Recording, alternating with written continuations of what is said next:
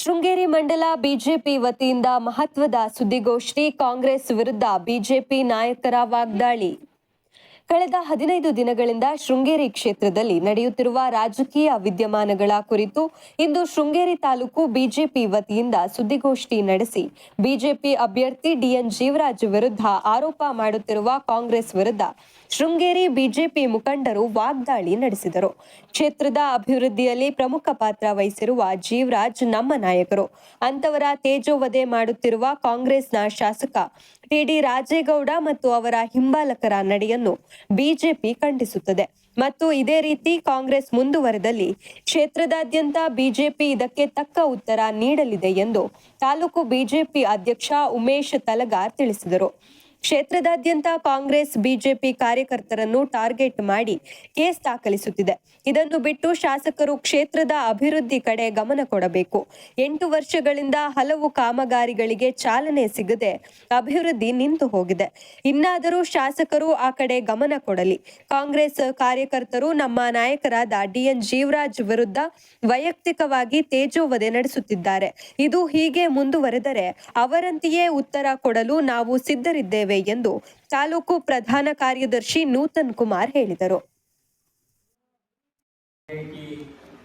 ಮಾಜಿ ಅಧ್ಯಕ್ಷರಾದ ಸುಂದರೇಶ್ ಅವರೇ ಹಾಗೂ ಕೂತ್ಕೋಡು ಗ್ರಾಮ ಪಂಚಾಯಿತಿಯ ಉಪಾಧ್ಯಕ್ಷರಾದ ಕುಮಾರ್ ಭಟ್ರೆ ಮಹೇಶ್ ಅವರೇ ಹಾಗೆ ಆಗಮಿಸಿರುವಂಥ ಎಲ್ಲ ಮಾಧ್ಯಮ ಮಿತ್ರರೇ, ಇವತ್ತು ನಾವು ವಿಶೇಷವಾಗಿ ಒಂದು ಪತ್ರಿಕಾಗೋಷ್ಠಿಯನ್ನು ಕರೆದು ತಮಗೆಲ್ಲ ಗೊತ್ತಿರುವಂತೆ ಒಂದು 7-8 ದಿವಸ ಈಚೆಗಿನ ಒಂದಷ್ಟು ಬೆಳವಣಿಗೆಗಳು, ರಾಜಕೀಯ ಬೆಳವಣಿಗೆ ಈ ಕ್ಷೇತ್ರದಲ್ಲಿ ಒಂದಷ್ಟು ಗೊಂದಲ ವಾತಾವರಣ ಸಹ ಇದೆ. ನಮ್ಮ ವಿರೋಧಿಗಳು ಅದನ್ನು ನಾವು ಯಾವುದೇ ಮಾಧ್ಯಮಗಳ ಹೋಗಿಲ್ಲದಿದ್ದರೂ ಸಹ ನಮ್ಮ ಪಕ್ಷದ ನಾಯಕರ ಬಗ್ಗೆ, ಪಕ್ಷದ ಬಗ್ಗೆ ಇಲ್ಲ ಸಲ್ಲದ ಆರೋಪಗಳನ್ನ ಮಾಡ್ತಾ ಇದ್ದಾರೆ. ಭಾರತೀಯ ಜನತಾ ಪಕ್ಷದಲ್ಲಿ ಒಂದು ಶಿಸ್ತಿನ ಪಕ್ಷ, ಇಲ್ಲಿ ಯಾರು ಕೆಲಸ ಮಾಡ್ತಾರೆ ಅವರಿಗೆ ಸೂಕ್ತ ಸ್ಥಾನಮಾನವನ್ನು ಪಕ್ಷ ಎಲ್ಲ ಹಿರಿಯರು ಕೊಟ್ಟಂತ ಬಂದಿದ್ದಾರೆ. ಮುಂದೆ ಅದೇ ರೀತಿ ನಡೀತಿದೆ. ಯಾರೋ ಕಾಂಗ್ರೆಸ್ನವರು ಹೇಳಿ ಯಾರಿಗೋ ಟಿಕೆಟು ಸಬ್ಸೋದಾಗಲಿ ಅಥವಾ ಅವ್ರು ಹೇಳಿದ್ರು ಅಂತೇಳಿ ಟಿಕೆಟು ಬೇರೆಯವರಿಗೆ ಕೊಡೋದಾಗಲಿ ಆಗಲ್ಲ. ನಮ್ಮ ಪಕ್ಷದಲ್ಲಿ ನಾವೆಲ್ಲ ಜೀವರಾಜಣ್ಣನ ಈ ಕ್ಷೇತ್ರದ ನಾಯಕರಂತೆ ನಾವೆಲ್ಲ ತೀರ್ಮಾನ ಮಾಡಿದ್ದೀವಿ. ಜೀವರಾಜಣ್ಣನ ಸಹ ಸುಮಾರು ರಾಜಕೀಯ ಜೀವನದಲ್ಲಿ ಮಂತ್ರಿಗಳಾಗಿ, ಮುಖ್ಯ ಸಚೇತಕರಾಗಿ, ಶಾಸಕರಾಗಿ ಬಹುಶಃ ಅವರಷ್ಟು ಅಭಿವೃದ್ಧಿ ಕೆಲಸ ಮಾಡಿದವರು ಈ ಕ್ಷೇತ್ರದಲ್ಲಿ ಯಾರೂ ಇಲ್ಲ. ಒಂದೇ ಒಂದು ಆರೋಪಗಳು ಅವ್ರ ಮೇಲೆ ಯಾವುದೇ ಭ್ರಷ್ಟಾಚಾರ ಮಾಡದೆ ಬಹುಶಃ ಉತ್ತಮವಾದ ಆಡಳಿತವನ್ನು ಸಹ ಅವರು ಕ್ಷೇತ್ರಕ್ಕೆ ಕೊಟ್ಟಿದ್ದಾರೆ. 23ರ ಚುನಾವಣೆಯಲ್ಲಿ 201 ಮತಗಳಿಂದ ಜೀವರಾಜ್ ಅವರು ಸೋತಿದ್ದಾರೆ ಅಂತೇಳಿ ಅನೌನ್ಸ್ ಮಾಡ್ತಾರೆ. ಆ ಸಂದರ್ಭದಲ್ಲಿ ಜೀವರಾಜ್ ಅವರು ಯಾರು ಏಜೆಂಟ್ ಇದ್ರು ಆ ಏಜೆಂಟ್ ಮುಖಾಂತರವಾಗಿ ಸಂಜೆ ಸುಮಾರು 4ರಿಂದ 5:30 ಒಳಗೆ 2 ಸರಿ ಮರು ಎಣಿಕೆ ಆಗಬೇಕು ಅಂತೇಳಿ ಅವರು ಒಂದು ಅರ್ಜಿಯನ್ನು ಕೊಡ್ತಾರೆ. ಬಹುಶಃ ಅವತ್ತು ಚುನಾವಣಾಧಿಕಾರಿಯಾದಂಥವರು ಅದನ್ನು ತಿರಸ್ಕಾರ ಮಾಡಿ ರಾಜೇಗೌಡರು ಗೆದ್ದಿದ್ದಾರೆ ಅಂತ ಹೇಳಿ ಘೋಷಣೆಯನ್ನು ಮಾಡ್ತಾರೆ. ಜೀವರಾಜ್ ಅವರು ಯಾವಾಗ ಅರ್ಜಿ ಕೊಟ್ಟರು ಆ ನಂತರದಲ್ಲಿ ಅವರು ಕೋರ್ಟಿಗೆ ಸಹ ಹೋಗ್ತಾರೆ. ಕೋರ್ಟಿನಲ್ಲಿ ನಿರಂತರವಾಗಿ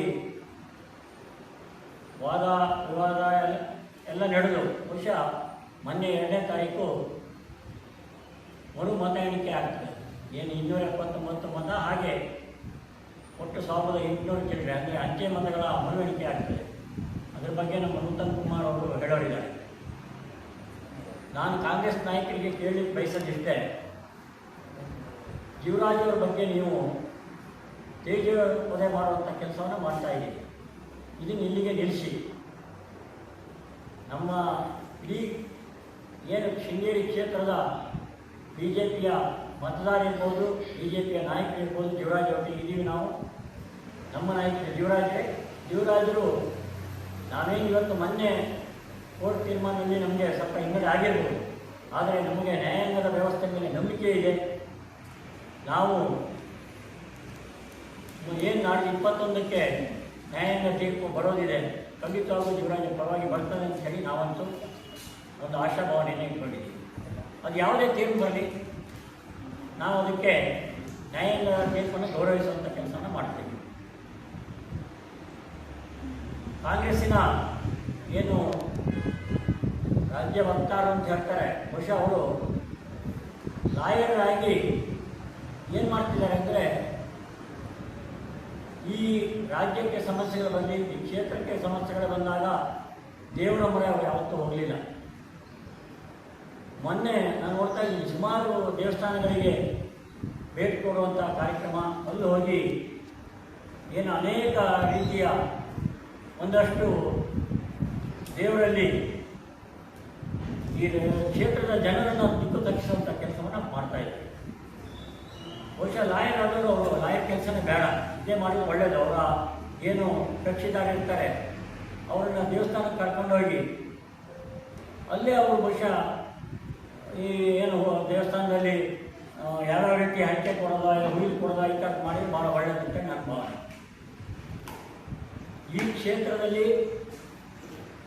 ಯುವರಾಜರ ರಾಜಕೀಯ ಜೀವನದಲ್ಲಿ ಯಾವತ್ತೂ ಸಹ ಒಂದು ಕಪ್ಪು ಚುಕ್ಕೆಯಲ್ಲಿ ಅಂತ ಆಡಳಿತವನ್ನು ಕೊಟ್ಟಿದ್ದಾರೆ. ಅದೇ ರೀತಿಯಲ್ಲಿ ಅವರು ಭಾರತೀಯ ಜನತಾ ಪಕ್ಷದ ಎಲ್ಲ ಚುನಾಯಿತ ಪಕ್ಷಗಳು ಇರುವಂಥ ರೀತಿಯಲ್ಲಿ ನಡ್ಕೊಳ್ಳೋ ರೀತಿಯಲ್ಲಿ ಅವರು ನೋಡ್ಕೊಂಡು ಬಂದಿದ್ದಾರೆ. ಇವತ್ತು ಕಾಂಗ್ರೆಸ್ಸಿನ ಯಾರೋ ಒಂದಷ್ಟು ನಾಯಕರುಗಳು ಯುವರಾಜ್ ಅವ್ರ ಬಗ್ಗೆ ನಾನು ನೋಡ್ತಾ ಇದ್ದೀನಿ, ಏನು ಮಾಧ್ಯಮದ ಮುಖಾಂತರ ಇರ್ಬೋದು, ಇವತ್ತು ಹೊಸ ಒಂದಷ್ಟು ವ್ಯವಸ್ಥೆಯಲ್ಲಿ ಅವ್ರ ಬಗ್ಗೆ ಇಲ್ಲ ಸಲ್ಲದ ಆಪಾದನೆಗಳನ್ನು ಕೊಡುವುದರ ಜೊತೆಗೆ ತೇಜೋವಧೆ ಮಾಡುವಂಥ ಕೆಲಸ, ಅಂಥ ಕೆಲಸವನ್ನು ಈ ಕೂಡಲೇ ನಿಲ್ಲಿಸಿ ನ್ಯಾಯಕ್ಕೆ ನಾವು ಗೌರವ ಕೊಡ್ತೀವಿ. ಕೋರ್ಟ್ ಏನು ತೀರ್ಮಾನ ತಗೊಳ್ತದೆ ಅದಕ್ಕೆ ನಾವು ಬದ್ಧವಾಗಿರ್ತೀವಿ. ಚುನಾವಣೆ ರಿಸಲ್ಟ್ ಬರಬೇಕಾದ್ರೆ ಮುಂಚೆ ನೀವು ವಿಜಯೋತ್ಸವವನ್ನು ಆಚರಿಸಿ, ನಾವು ಅದನ್ನು ಯಾಕೆ ಅಂತ ಕೇಳಲಿಲ್ಲ. ಅದೇ ಯುವರಾಜ್ಗೆ ವಿಜಯೋತ್ಸವ ಆಚರಿಸಕ್ಕೆ ಹೋದರೆ ಅದಕ್ಕೆ ತಡೆ ಹಿಡಿಯುವಂಥ ಕೆಲಸವನ್ನು ನಿಮ್ಮ ಕಾರ್ಯಕರ್ತರ ಮುಖಾಂತರವಾಗಿ ಮಾಡಿಸುವಂಥ ಕೆಲಸವನ್ನು ನೀವು ಮಾಡಿದ್ದೀರಿ ಚಿಕ್ಕಮಗಳೂರಿನಲ್ಲಿ. ನಾನಂತೂ ಕೇಳೋದಿಷ್ಟೇ, ಈ ಕ್ಷೇತ್ರದ ಭಾರತೀಯ ಜನತಾ ಪಕ್ಷದ ಅಭಿಮಾನಿಗಳು ಹಾಗೂ ನಮ್ಮ ನಾಯಕರುಗಳು, ಎಲ್ಲ ತಾಲೂಕಿನ ನಾಯಕರಿರ್ಬೋದು, 3 ತಾಲೂಕಿನ ನಾಯಕರುಗಳು ಯುವರಾಜ್ ಒಟ್ಟಿಗೆ ಇದ್ದೀವಿ. ಯುವರಾಜರ ಪರವಾಗಿ ನಾವು ಟಿಕೆಟ್ ಕೊಡುವಾಗೂ ಹಾಗೆ ನಾವು ಈಗಲೇ ಯುವರಾಜ್ ಅಂತಿಲ್ಲ, ಭಾರತೀಯ ಜನತಾ ಪಕ್ಷ ಚಿಹ್ನೆ ಮೇಲೆ ಯಾರೇ ಇದ್ದರೂ ಯುವರಾಜರು ಕೆಲಸ ಮಾಡ್ತಾರೆ, ಯುವರಾಜರಿದ್ದರೂ ನಾವೆಲ್ಲ ಕೆಲಸ ಮಾಡ್ತೀವಿ. ಎಲ್ಲೋ ಯುವರಾಜರಿಗೆ ಟಿಕೆಟ್ ಕೊಡಬಾರ್ದು, ಬಿ ಜೆ ಪಿ ಉಳಿಲಿ ಬೆಳೀಲಿ, ಅದು ಕಾಂಗ್ರೆಸ್ ಪಕ್ಷದ ನಾಯಕರಿಗೆ ಅವಶ್ಯಕತೆ ಇಲ್ಲ. ನಮ್ಮ ಪಕ್ಷ ಇದೆ, ನಮ್ಮ ಪಕ್ಷ ನೋಡ್ಕೊತಾರೆ. ನಮ್ಮ ಪಕ್ಷದ ರಾಷ್ಟ್ರೀಯ ಅಧ್ಯಕ್ಷರಿದ್ದಾರೆ, ರಾಜ್ಯಾಧ್ಯಕ್ಷರಿದ್ದಾರೆ, ಜಿಲ್ಲಾಧ್ಯಕ್ಷರಿದ್ದಾರೆ, ತಾಲೂಕು ಅಧ್ಯಕ್ಷರು ಇದೆ. ನಾವು ಟಿಕೆಟು ಅನೌನ್ಸ್ ಮಾಡುವಂಥದ್ದು ಉಳಿದ ಬೇರೆಯವರಿಗೆ ನೋಡಿ ಯಾರು ಗೆಲ್ತಾರೆ ಅಂತ ಕೊಡುವಂಥ ವ್ಯವಸ್ಥೆ ಆಗ್ತದೆ ಅಂತ ಹೇಳ್ತಾ ಮುಂದಿನ ಮಾಧ್ಯಮ ನೂತನ್ ಕುಮಾರ್ ಅವರು ಏನು ಮೊನ್ನೆ ಚುನಾವಣೆ ಪ್ರಕ್ರಿಯೆ ನಡೆದು 23ರಲ್ಲಿರ್ತಕ್ಕಂಥ ಚುನಾವಣೆ ಪ್ರಕ್ರಿಯೆ ಮುಂದುವರೆದು ರೀಕೌಂಟ್ ಎಲ್ಲ ಏನು ನಡೆಸಿದೆ, ಅವತ್ತು ನಾನು ಬೂತಿಗೆ ನಿಂತಿದ್ದೆ ಕೌಂಟಿಂಗ್. ಆ ಸಂದರ್ಭ ನಾವು ಬೆಳಗ್ಗೆಯಿಂದ ನೋಡಿದಂಥ ಸಂದರ್ಭದಲ್ಲಿ ನನಗೆ ಈ ಮುರಳಿ ಸುಧೀರ್ ಕುಮಾರ್ ಮತ್ತು ರವಿಶಂಕರ್ ಅಂತಕ್ಕಂಥವ್ರು ಕುಡಿದವರು ಒಂಥರ ವರ್ತನೆ ಮಾಡ್ತಿದ್ರು ಬೆಳಗ್ಗೆಯಿಂದ. ನಮಗೊಂಥರ ಭಾಳ ರಾಜಕಾರಣಿಗಳಿಗೆ ಅದೊಂದು ಒಳ್ಳೆ ಮೆರಗು ಕೊಡ್ತಕ್ಕಂಥ ಇದಲ್ಲ. ಆಮೇಲೆ ಇವರು ಲಾಯರ್ ಇದ್ದಾರೆ, ಅವರು ಡಿಗ್ರಿ ಮಾಡಿದ್ದಾರೆ, ಜನರು ಮೀಡಿಯಾ ಎಲ್ಲ ಅದನ್ನು ಗಮನಿಸ್ತಾ ಇರ್ತಾರೆ. ಇವ್ರು ಯಾಕೆ ವರ್ತನೆ ಮಾಡಬೇಕು ಅಂತಕ್ಕಂಥದ್ದು ಅವರಿಗೆ ಗೊತ್ತಿಲ್ಲ. ನಾನು ಬೆಳಗ್ಗೆ ಏನು ಒಂದು ಸ್ಟ್ರಾಂಗ್ ರೂಮ್ ಓಪನ್ ಮಾಡ್ತಾರೆ, ಅಲ್ಲಿ ಎಲ್ಲ ಜಿಲ್ಲಾಡಳಿತ ಇದೆ, ಅಬ್ಸರ್ವರ್ ಇದ್ದಾರೆ, ಅವರು ಎಲೆಕ್ಷನ್ನಿಂದ ಬಂದಿರ್ತಕ್ಕಂಥವ್ರು, ಅವರೆಲ್ಲ ಬಂದು ಅವ್ರ ಸಮ್ಮುಖದಲ್ಲಿ ಆ ಸ್ಟ್ರಾಂಗ್ ರೂಮ್ ಓಪನ್ ಆಗ್ತದೆ. ಯಾವುದೇ ಸ್ಟ್ರಾಂಗ್ ರೂಮ್ ಕೀ ಓಪನ್ ಆಗಿದ್ದಾಗಲಿ ಬೀಗ ಹೊಡೆದಾಗಲಿ ಯಾವುದೇ ಇಲ್ಲ. ಒಳಗಡೆ ಹೋದ ನಂತರದಲ್ಲಿ ಸುಮಾರು 20 ಬಾಕ್ಸನ್ನು ತೆಗಿತಾರೆ. ಆ 20 ಬಾಕ್ಸನ್ನು ತೆಗೆದಂಥ ಸಂದರ್ಭದಲ್ಲಿ ಇವರೆಲ್ಲ ಎಲ್ಲ ಬಾಕ್ಸ್ ಓಪನ್ ಇದೆ, ಅದು ಆಗಿದೆ, ಈ ಡ್ಯಾಮೇಜ್ ಆಗಿದೆ ಅಂತೆಲ್ಲ ನೋಡ್ತಾರೆ. ನಮಗೂ ಏನೋ ಏನೋ ಬ್ಯಾಲೆಟ್ ಪೇಪರ್ ಇದ್ದೇ ಬಾಕ್ಸ್ ಅಂತ ನಾವು ಅಂದ್ಕೊಂಡ್ವಿ, ನಮಗೊಂಥರ ಇದು ಸ್ವಲ್ಪ ಬಂದ ಅನಿಸ್ತು. ಆದರೆ ಏನು ಮತಗಟ್ಟೆ ಕೌಂಟಿಂಗ್ ತಂದುಬಿಟ್ಟು ಎಲ್ಲ ಓಪನ್ ಮಾಡ್ತಕ್ಕಂಥ ಸಂದರ್ಭದಲ್ಲಿ ಈ 19 ಬಾಕ್ಸ್ ಓಪನ್ ಮಾಡ್ತಾರೆ. ಅದರಲ್ಲಿ ಯಾವುದೇ ಬಾಕ್ಸಲ್ಲೂ ಬ್ಯಾಲೆಟ್ ಪೇಪರ್ ಇಲ್ಲ. ಬ್ಯಾಲೆಟ್ ಪೇಪರ್ ಇರ್ತಕ್ಕಂಥ ಬಾಕ್ಸು CC ಆಗಿತ್ತು. ಆ ಬಾಕ್ಸು ಭದ್ರತೆಯಿಂದ ಕೂಡಿತ್ತು. ಅದನ್ನು ಎಲ್ಲ ವಿಡಿಯೋ ರೆಕಾರ್ಡು ಇದೆ, ಅದ್ರ ಜೊತೆಗೆ ಎಲ್ಲ ಇಲಾಖಾಧಿಕಾರಿಗಳು ಪ್ರಮುಖರಾಗಿತ್ತು. ಆದರೆ ಇವ್ರದ್ದು ಏನಂದರೆ ಯಾರನ್ನು ನಂಬೋ ಪರಿಸ್ಥಿತಿ ಕಾಂಗ್ರೆಸ್ ನಾಯಕರು ಇಲ್ಲ. ಅಧಿಕಾರಿಗಳು ನಂಬಲ್ಲ, ಇವ್ರ ಪಕ್ಷನೇ ಇವ್ರು ನಂಬಲ್ಲ ಅಂತ ನನ್ನ ಭಾವನೆ. ಯಾಕಂದರೆ ಇವ್ರು ಪ್ರತಿಯೊಂದಕ್ಕೂ ಒಂದೊಂದು ಪಕ್ಕ ಆಗ್ತಾ ಏನೋ ಮಾತಾಡ್ತಾ ಅದು ಮಾಡ್ತೇವೆ. ನನಗೆ ನಾವು ರಾಜಕೀಯ ಮಾಡಬೇಕು, ಈ ರಾಜಕೀಯದಿಂದ ಭಾಳ ಹಿಂಸೆಗೆ ಹೊಡೆದಿರೋ ಅಂತ ನನಗೆ ಒಂಥರ ಅನಿಸ್ತಿತ್ತು. ಅವರ ಹಾವಭಾವ ನೋಡಿದಾಗ ಅವರು ಸುಧೀರ್ ಕುಮಾರ್ ಕಡೆ ಕುತ್ಕೊಂಡು ಸಣ್ಣ ಮಕ್ಕಳುಗಳು ಸ್ಕೂಲಲ್ಲಿ ಜಗಳಾಡ್ತಾ ಹಿಂಗಂತ ಮಾಡ್ತಾಯಿದ್ರು. ಈಗ ತಿಳ್ಕೊಂಡು ಮಿನಿ ಬೈಯೋದು ದೇವರ ಕಡೆ ನೋಡ್ಕೊಂಡು. ಆ ರವಿಶಂಕರ್ ಥರ ದೊಡ್ಡ ರೌಡಿ ಥರ ಕೈಗಳಿಂದ ಕೈಕರಿಸಿ ನೋಡಿ ಅಂತ ಒಂದು ನೋಡಿದ್ರು ನಾವು ಫಿಲಮಲ್ಲಿ. ಆ ರೀತಿ ವರ್ತನೆಗಳು ಆ ನಾಯಕರು ಆಗ್ತಿತ್ತು. ಯುವರಾಜ್ ಕಡೆ ನೋಡ್ಕೊಂಡು ಆ ಥರ ಎಲ್ಲ ಮಾಡ್ತಾರೆ. ನಮಗೊಂಥರ ಭಾಳ ಹಿಂಸೆ ಅನಿಸ್ತಿತ್ತು. ಏನು ರಾಜಕಾರಣ ಎಲ್ಲಿ ಹೋಗ್ತದೆ ಅಂತ. ಅದೆಲ್ಲ ಆಲ್ರೆಡಿ ವಿಡಿಯೋ ರೆಕಾರ್ಡ್ ಇರ್ತದೆ. ಯಾಕೆಂದರೆ ಚುನಾವಣೆ ಕೌಂಟಿಂಗ್ ಇದ್ರಲ್ಲಿ ಪ್ರತಿಯೊಂದು ಪ್ರಮುಖರು ಸಿಗ್ತದೆ, ವಿಡಿಯೋ ರೆಕಾರ್ಡ್ ಆಗಿರುತ್ತೆ. ಇವರು ಯಾವುದನ್ನು ನಂಬೋ ಪರಿಸ್ಥಿತಿ ನಾವಿಲ್ಲ. ಆದರೆ 279 ಏನು ಕೌಂಟಿಂಗ್ ಆದ ಪಾರದರ್ಶಕತೆ ಅಂತ ಹೇಳ್ತಿದ್ರಲ್ಲ, ಅದರಲ್ಲಿ 8 ಸಿಗ್ತಲ್ಲ. 8 ಸಿಕ್ಕಂಥ ಸಂದರ್ಭದಲ್ಲಿ 2 ಶಿವರಾಜರಿಗಿತ್ತು, ಅದರಲ್ಲಿ 3 ರಾಜೇಗೌಡರಿಗಿತ್ತು, 1 ಏನು ಇಲ್ಲ ಇನ್ನೊಂದಿತ್ತು, ಇನ್ನು ಉಳಿದ 2 ಡಬಲ್ ಇದಾಗಿತ್ತು. ಹಾಗಿದ್ದಾಗ ಅವು 8 ಸಿಕ್ಕಿದ್ವಲ್ಲ, ಆ 279ಕ್ಕೆ ಈ ರೀತಿಯ ಇದ್ದಾಗ ಈ ಮುಂದುವರೆದು ಇವರು ಅವತ್ತೇ ನಾವು ರೀಕೌಂಟ್ ಕೇಳಿದ್ರು. ಕೌಂಟಿಂಗನ್ನು ರೀಕೌಂಟ್ ಕೊಡಿ, ನಮಗೆ ಇದರಲ್ಲೇನೋ ನಮಗೆ ಸೌಕರ್ಯ ಅಂತ ನಮ್ಮ ಏಜೆಂಟ್ ಅಪ್ಲಿಕೇಶನ್ ಹಾಕಿದ್ರು. ಅವತ್ತೇ ಇವ್ರು ರೀಕೌಂಟ್ ಮಾಡ್ಬೋದಿತ್ತಲ್ಲ, ಸಂಖ್ಯೆ 400ರಿಂದ 500 ತನಕ ರೀಕೌಂಟ್ ಕೊಡಬೇಕು. ಇವರು ಒಪ್ಪಿಲ್ಲ. ಯಾಕೆಂದರೆ ಅವತ್ತು ರೀಕೌಂಟ್ ಆಗಿದ್ದೇ ಆಗಿತ್ತು, ಅವತ್ತು ಇವರು ಗೆದ್ದಿದ್ರು. ಹಾಗಾಗಿ ಮುಂದುವರೆದವಾಗಿ ಇವು ಮಾಡ್ತಕ್ಕಂಥ ಈ ಕಾಂಗ್ರೆಸ್ ನಾಯಕರುಗಳು ಏನು ಮಾಡ್ತಕ್ಕಂಥ ದಬ್ಬಾಳಿಕೆಗಳು, ಅವರು ಆ 279ರಲ್ಲಿ ಇವ್ರಿಗೆ 3 ಓಟ್ ಬಂದ ತಕ್ಷಣ ಇವರು ವಿಜಯೋತ್ಸವ ತಕ್ಷಣ ಹೊರಡ್ಬಿಡ್ತಾರೆ. ಅವರು ಅವಾಗ ವಿಜಯೋತ್ಸವ ರಾಜೇಗೌಡರು ಗೆದ್ದಂತೆ ಎಲ್ಲ ರೀತಿ ಸಂಭ್ರಮಗಳನ್ನು ಮಾಡಿದರು. ನಾವು ಅದಕ್ಕೇನಾರು ಹೇಳೋದು ಆಗಿಲ್ಲ. ನಂತರದಲ್ಲಿ ಏನು 1500 ಚಿಲ್ಲರೆ ಮತಗಳ ಬ್ಯಾಲೆಟ್ ಪೇಪರ್ನ ಮಾಡ್ತಾರೆ, ಅದರಲ್ಲಿ ಜೀವರಾಜ್ ಗೆದ್ದು ಅಂದ ತಕ್ಷಣ ಇವರಿಗೆಲ್ಲ ಎಲ್ಲ ರೀತಿ ಇದು ಸ್ಟಾರ್ಟ್ ಆಗ್ತದೆ. ಹಾಗಾಗಿ ಕಾಂಗ್ರೆಸ್ ಅಷ್ಟಲ್ಲದೆ ಮುಂದುವರೆದು ನಾವು ಏಜೆಂಟ್ ನಾವು 4 ಜನ ಇದ್ವಿ, 5 ಜನ. ಆದರೆ ನಾವು ಯಾರು ಏನು ಮಾತಾಡ್ತಿಲ್ಲ.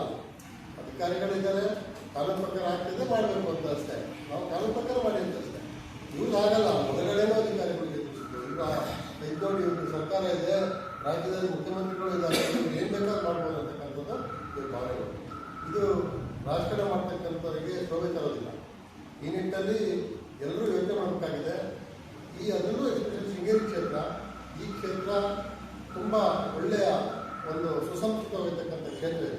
ಆ ನಿಟ್ಟಿನಲ್ಲಿ ಈ ನಾಯಕರುಗಳು ಮುಂದಾದರೂ, ಹಿಂದೆಲ್ಲ ಒಂದಷ್ಟು ಮಾಡೋದು ಸಾಕು, ಮುಂದಾದರೂ ಇಟ್ಕೊಂಡು ಅವರ ವಿದ್ಯಾಭ್ಯಾಸಕ್ಕೆ ಅನುಗುಣವಾಗಿ ಅವರ ಒಂದು ಕೆಲಸ ಮಾಡೋದಕ್ಕೆ ನಿರ್ವಹಣೆ ಮಾಡ್ತಕ್ಕಂಥದ್ದು ಅವರು ಮಾಡಲಿ ಅಂತೇಳಿ ನಾವು ಅಂದ್ಕೊಳ್ಬೇಕು. ಜೊತೆಗೆ ಇವರು ಗೆದ್ದಿದ್ರೆ ಎಲ್ಲ ಕರೆದಿತ್ತು, ಇವರು ಸೋತರು ಅದು ಸರಿಯಿಲ್ಲ. ಹಾಗಿದ್ರೆ ಈ ಬ್ಯಾಲೆಟ್ ಪೇಪರ್ ಸರಿಯಿಲ್ಲ ಅನ್ನೋದ್ರೆ ಅವ್ರಿಗೆ ಯಾವುದಕ್ಕೂ ನಂಬಿಕೆ ಇಲ್ಲಲ್ಲ. ಕೇರಳ ಏನಾಯಿತು, ತಮಿಳುನಾಡು ಏನಾಯಿತು, ಅಲ್ಲಿ EVM ಸರಿಯಿಲ್ಲ, ಬ್ಯಾಲೆಟ್ ಪೇಪರ್ ಸರಿಯಿಲ್ಲ ಅಂತ ಬಂದ ಮಾಡೋದಕ್ಕೆ ಎಲ್ಲದೂ ನೋಡ್ಕೋಬೇಕಲ್ಲ ಉಪಚುನಾವಣೆ ಕರ್ನಾಟಕ. ಹಾಗಾಗಿ 2 ಉಪಚುನಾವಣೆ ಕರ್ನಾಟಕದಲ್ಲಿ ಅಲ್ಲಾಗಿ ಗೊತ್ತಿಲ್ಲಾಗಿದೆ. EVM ಅಲ್ಲಾಗಿ ballot ಪೇಪರ್ಲ್ಲೂ ಲೋಕದಷ್ಟುಗಳಾಗಿಬೇಕಲ್ಲ.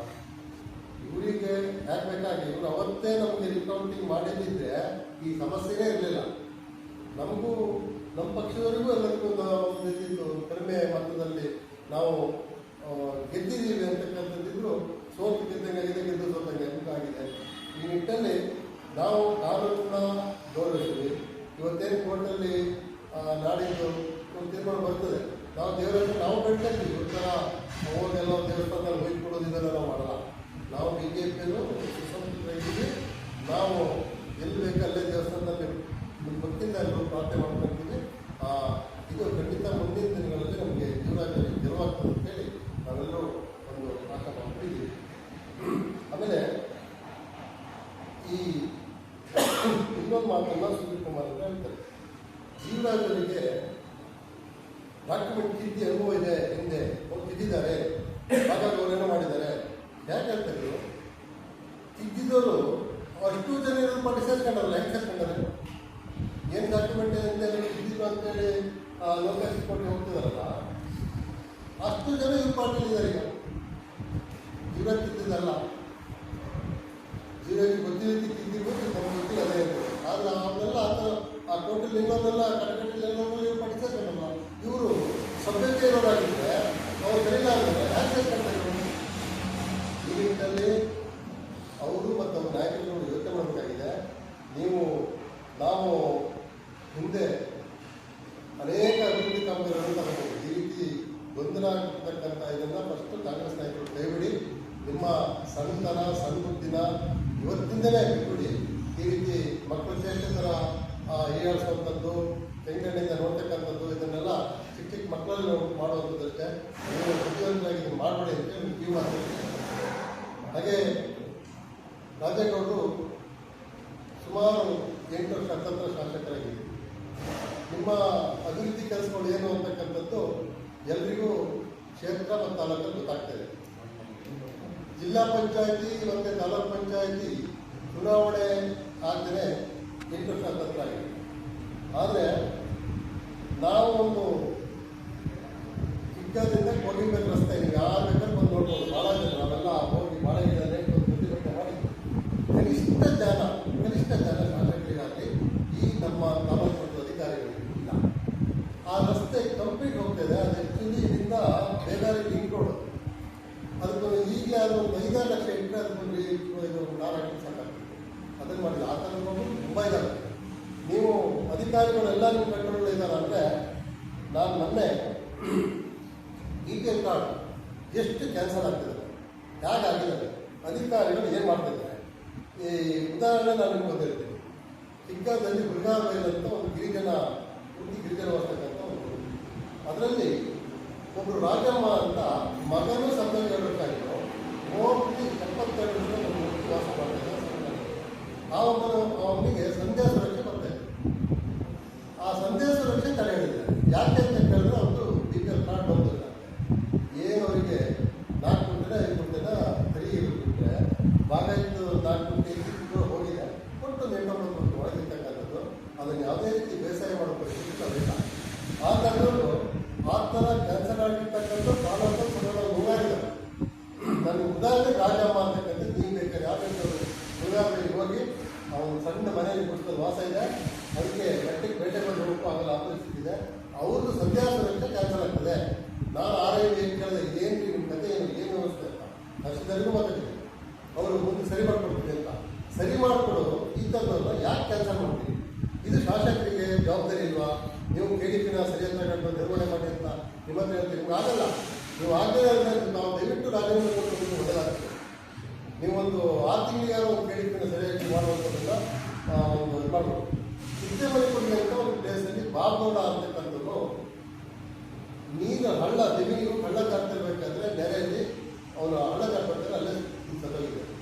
ಎಲ್ಲ FIR ಆಗಿದೆ, ಎಲ್ಲ ಒಂದು ಇನ್ವೆಸ್ಟಿಗೇಷನ್ ಮುಗಿದು ಕೃಷಿ ಇಲಾಖೆಯಲ್ಲಿ 2-3 ವರ್ಷ ಆಯಿತು. ಇವತ್ತಿಗೂ ಅವ್ರಿಗೆ ಪರಿಹಾರ ಬಂದಿಲ್ಲ.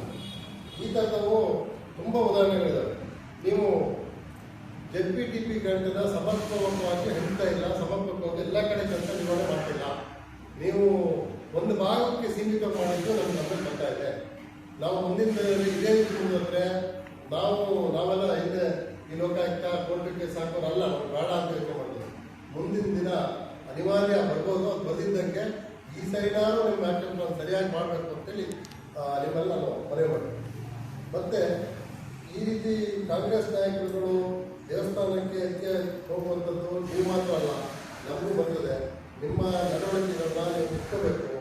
ನಮ್ಮ ಪಾರ್ಟಿ ಕಾರ್ಯಕರ್ತರಿಗೂ ನಮ್ಮ ಪಾರ್ಟಿ ನಾಯಕರುಗಳಿಗೂ ನಿಮ್ಮ ಒಂದು ಮಾನಸಿಕವಾಗಿ ಎಲ್ಲರೂ ನಾವು ಬಂದಿದ್ದೀವಿ. ನಾವು ಏನು ಭಾಳ ಅಂತರದಲ್ಲಿ ಸೋಲನ್ನ ಕಂಡಿಲ್ಲ. ಕನಿಷ್ಠ ಒಂದು ನಾವು ಗೆದ್ದಿದ್ದೀವಿ ಅಂತ ನಾವು ಅನ್ಕೊಂತೀವಿ, ನೀವು ಗೆದ್ದಿದ್ದೀರಿ ಅನ್ಕೊಂತೀವಿ. ಇದು 100 ಒಳಗಡೆ ಇದಾಗಿರೋದು. ಹಾಗಾಗಿ ನೀವು ಬಹಳ ಇದನ್ನ ಮಾಡ್ಕೊಂಡು ಮುಂದೆ ನಾವು ಗೆಲ್ಲೋರಿದ್ದು ಗೆದ್ವಿ. ಯುವರಾಜರೇ ನಾವು ಗೆಲ್ತಾರೆ, ನಮ್ಮ ನಾಯಕ ಯುವರಾಜರೇ. ಆ ನಿಟ್ಟಿನಲ್ಲಿ ನಾವು ಇವತ್ತು ಯುವರಾಜರಿಗೆ ನಮ್ಮ ಮಂಡಲದ ಎಲ್ಲ ನಾಯಕರುಗಳು, ಎಲ್ಲ ಶಕ್ತಿ ಕೇಂದ್ರ ಮೋರ್ಚಾದ ಅಧ್ಯಕ್ಷರು, ಪ್ರಮುಖರು, ನಾಯಕರುಗಳು, ಕಾರ್ಯಕರ್ತರು ಯುವರಾಜ ಸಪೋರ್ಟ್ ಆಗಿ ನಾವು ಖಂಡಿತ ನಿಲ್ತೀವಿ. ನೀವು ಮುರಳಿಸಿದವರು ನಮಗೆ ಬುದ್ಧಿ ಹೇಳ್ಕೊಡೋದು ಬೇಡ. ನೀವು ಇಲ್ಲಿಂದಲೇ ಬಿಟ್ಟೋದವರು, ನೀವು ಇಲ್ಲಿ ಜವಾಬ್ದಾರಿ ತಗೊಂಡು ಇಲ್ಲೇನು ಅಧಿಕಾರ ಮಾಡಬೇಕು ಮಾಡಿದ್ರಿ. ಎಲ್ಲ ಸಂಘಟನೆಗಳಲ್ಲಿ RSS ಅಲ್ಲೇ ನೀವು ಕಲ್ತಿದ್ದಕ್ಕೆ ಒದ್ದಿದ್ರಿ. ಕಲ್ತು ಏನಿಲ್ಲ ಒದಿಬಾರ್ದು.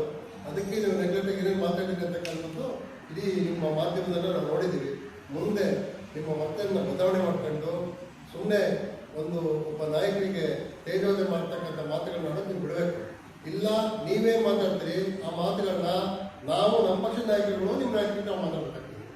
ಹಾಗಾಗಿ ಇವತ್ತಿಂದ ನೀವು ಮಾತಾಡ್ತಕ್ಕಂಥ ಇದನ್ನು ಬದಲಾವಣೆ ಮಾಡಬೇಕು ಅಂತೇಳಿ ಇವತ್ತಿನ ಒಂದು ಇದ್ರ ಮುಖಾಂತರ ನಿಮಗೆ ತಿಳಿಸ್ತೀನಿ. ನಮ್ಮ ಚುನಾವಣಾ ಏಜೆಂಟ್ ಮುಖಾಂತರ ಅವರು ಏನು ರೀಕೌಂಟಿಂಗ್ ಕೇಳಿದ್ರು ಅದು ಯಾವ ರೀತಿ ರೀಕೌಂಟ್ ಆಗಿದೆ, ಹೈಕೋರ್ಟಿನ ಆದೇಶದ ಮೇಲೆ ಚುನಾವಣಾ ಆಯೋಗದ ಪ್ರತಿನಿಧಿ ಎದುರುಗಡೆ ರೀಕೌಂಟ್ ಆಗಿದೆ. ಅದ್ರ ಮುಖಾಂತರದಲ್ಲಿ ಅವರನ್ನ ಘೋಷಣೆ ಮಾಡಿದೆ ಚುನಾವಣಾ ಆಯೋಗನೇ, ಚುನಾವಣಾ ಆಯೋಗದ ಅಧಿಕಾರಿನೇ ಘೋಷಣೆ ಮಾಡಿದ್ದಾರೆ. ಅದೇ ರೀತಿ ವಿಧಾನಸಭೆಯೊಳಗೆ ಸ್ಪೀಕರ್ ಅವರು ಅವರಿಗೆ ಅಧಿಕಾರವನ್ನು ಕೊಟ್ಟಿದ್ದಾರೆ. ಹಾಗಾಗಿ ಅವರು ಯಾವತ್ತಿದ್ರು ನಮ್ಮ MLA, ಶೃಂಗೇರಿ ಕ್ಷೇತ್ರಕ್ಕೆ ಅವರು MLA. ಈಗ ಸುಪ್ರೀಂ ಕೋರ್ಟ್ ಅದಕ್ಕೆ ತಾತ್ಕಾಲಿಕವಾಗಿ ತಡೆ ಕೊಟ್ಟಿರ್ಬೋದು. ಆದರೂ ಕೂಡ ನಾಡ್ದು 21ರ ನಂತರದಲ್ಲಿ ಖಂಡಿತವಾಗ್ಲೂ ಜೀವರಾಜಣ್ಣ ಮತ್ತೆ ಕೋರ್ಟ್ ಮುಖಾಂತರದಲ್ಲೇ ಆಯ್ಕೆಯಾಗಿ ಬರ್ತಾರೆ ಅನ್ನೋ ನಂಬಿಕೆ ನಮಗಿದೆ. ಆದರೆ ಈ ಮಧ್ಯದಲ್ಲಿ ಈ ನಮ್ಮ MLA ರಾಜೇಗೌಡರು ಹಾಗೂ ಅವರ ಮಂಡಲಂ ಏನಿದೆ ಅವರು ನಮ್ಮ ನಾಯಕರ ತೇಜವಧೆ ಮಾಡೋದನ್ನು ನಾವು ಕಡಖಂಡಿತವಾಗಿ ಖಂಡಿಸ್ತೀವಿ. ಅವರು ಈ ಕ್ಷೇತ್ರದಲ್ಲಿ ರಾಜೇಗೌಡರು MLA ಆಗಿ 8 ವರ್ಷ ಏನು ಸರ್ವಿಸ್ ಕೊಟ್ಟಿದ್ದಾರೆ, ಅದಕ್ಕಿಂತ ಹೆಚ್ಚಿನ ಸರ್ವಿಸ್ ಈ ಕ್ಷೇತ್ರಕ್ಕೆ ಜೀವರಾಜಣ್ಣ ಅವರಿದೆ. ಹಾಗಾಗಿ ಜೀವರಾಜಣ್ಣವರ ಬಗ್ಗೆ ಏಕವಚನದಲ್ಲಿ ಮಾತಾಡೋದಾಗ್ಲಿ, ಅವರ ತೇಜವಧೆ ಮಾಡೋದಾಗ್ಲಿ ಅದನ್ನು ನಾವು ನಮ್ಮ ಸಂಪೂರ್ಣವಾಗಿ ಶೃಂಗೇರಿ ಮಂಡಲದ ಬಿಜೆಪಿ ವತಿಯಿಂದ ನಾವು ಖಂಡನೆ ಮಾಡ್ತೀವಿ.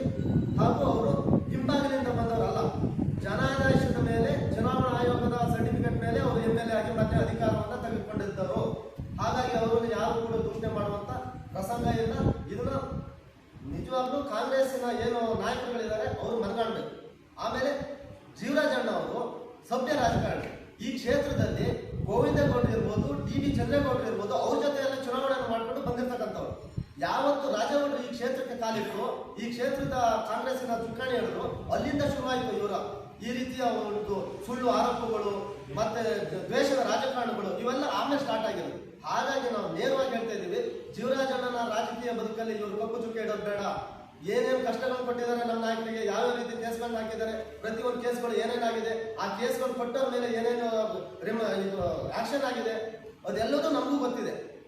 ಆದರೆ ಅವ್ರು ಯಾವುದೇ ಕಾರಣಕ್ಕೂ ನಮ್ಮ ನಾಯಕರ ಮೇಲೆ ತೇಜವಧೆ ಮಾಡುವಂಥದ್ದಾಗಿರಲಿ, ಮತ್ತೊಂದು ಆರೋಪ ಹೊರಿಸುವಂಥದ್ದಾಗಿರಲಿ ಮಾಡಕೂಡದು. ಅವರಿಗೆ ಕೋರ್ಟ್ ಆದೇಶದ ಮೇಲೆ ಅವರು MLA ಆಗಿದ್ರೆ ಸಂತೋಷ, ಇನ್ನೂ 2 ವರ್ಷ ಇದೆಯಾ, ಅವರು ಒಳ್ಳೆ ಕೆಲಸಗಳು ಮಾಡ್ಕೊಂಡು ಹೋಗ್ಲಿ. ನಾವು ಅವ್ರ ಕೆಲಸಕ್ಕೆ ಇವ್ರು ಹೇಳ್ಕೊಂಡು ಬಂದ್ರಲ್ಲ 5 ವರ್ಷ ಜೀವರಾಜ್ ಜೀವರಾಜ್ ನಾವು ಅದೆಲ್ಲ ಅಡ್ಡ ಹಾಕೋ ಪ್ರಶ್ನೆನೇ ಇಲ್ಲ, ನಾವು ಮಾಡ್ಕೊಂಡು ಬರ್ಲಿ. ಈಗಾಗಲೇ ನಮ್ಮ ಅಧ್ಯಕ್ಷ ಏನೇನು ಮಾಡಿದ್ದಾರೆ, ಏನೇನು ಬಿಟ್ಟಿದ್ದಾರೆ ಅಂತ ಹೇಳ್ಬೇಕು. ಅದು ಏನೂ ಮಾಡಿಲ್ಲ, ನಮ್ಮ ಕ್ಷೇತ್ರದ ಏನು ಕೆಲಸನೂ ಮಾಡಿಲ್ಲ ಇವರು. ಆಯ್ತಾ, ನಮ್ಮ ನಾಯಕರ ಬಗ್ಗೆ ಇನ್ನೊಂದ್ಸರಿ ಮಾತಾಡಿದ್ರೆ ನಾವು ಅಷ್ಟೇ ತೀಕ್ಷ್ಣವಾಗಿ ನಿಮ್ಮ ನಾಯಕರ ಬಗ್ಗೆ ಅಥವಾ ಇಲ್ಲಿರ್ತಕ್ಕಂಥ MLA ಬಗ್ಗೆ ನಾವು ಅದೇ ರೀತಿ ಭಾಷೆಗಳನ್ನ ಉಚ್ಚಾರ ಮಾಡಬೇಕಾಗುತ್ತೆ. ಹಾಗಾಗಿ ನಾವು ನಮ್ಮ ಶೃಂಗೇರಿ ಮಂಡಲದಿಂದ ನಾವು ಅದನ್ನು ಹೇಳ್ತಾ ಇದ್ದೀವಿ. ಪಾರ್ಟಿಯ ಒಬ್ಬ ನೇತಾರರಾಗಿ ಅಥವಾ ಪಾರ್ಟಿಯ ಜವಾಬ್ದಾರಿಯಲ್ಲಿರ್ತಕ್ಕಂಥವ್ರು ಅಷ್ಟು ಜನ ಕೂತ್ಕೊಂಡು ಏನು ನಾವು ಹೇಳ್ತಾ ಇದ್ದೀವಿ, ನಮ್ಮ ನಾಯಕರ ಬಗ್ಗೆ ಯಾವುದೇ ರೀತಿಯ ಕಾಂಗ್ರೆಸ್ಸಿನವರು ಆ ರೀತಿ ಮಾತುಗಳನ್ನು ಆಡಕೂಡದು ಅಂತ ಹೇಳ್ಬಿಟ್ಟು ಈ ಸಂದರ್ಭದಲ್ಲಿ ಹೇಳ್ತಾ